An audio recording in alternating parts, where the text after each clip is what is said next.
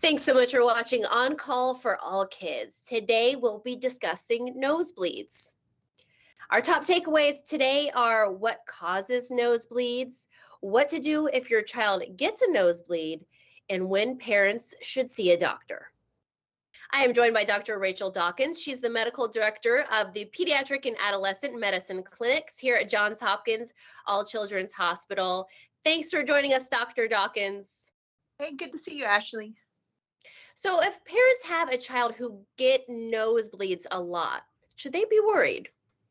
Yeah, so nosebleeds are super common in children, and some kids will even get one a week or two a week, and it can be really common. It's very scary for parents, especially because it looks like a lot of blood, but it's rarely dangerous for kids.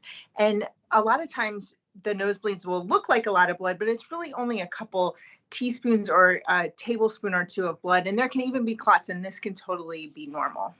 Well, that is good to know. What actually causes the nosebleeds? Yeah, so the most common cause of nosebleeds is trauma. So mostly kids picking their nose. And I like to ask kids, instead of, do you pick your nose? I ask, what finger do you pick your nose with? Because a lot of kids will say they don't pick their nose, but they totally do.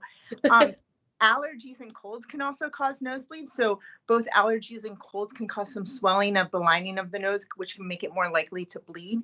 And use of allergy medications can make your nose bleed as well. And then sometimes there's some anatomical issues with the nose that can cause bleeding, or a bleeding disorder in the child or in the family that can lead to bleeding. And those are more serious causes.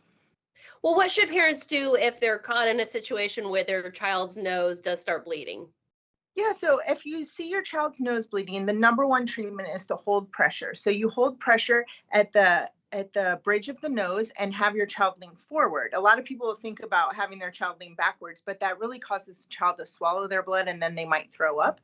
So hold pressure. You can hold pressure for even 10 minutes and have your child lean forward. Don't take pressure off the nose because the nose might start bleeding again. And what happens if the bleeding does continue longer than the 10 minutes where they're doing what you just suggested?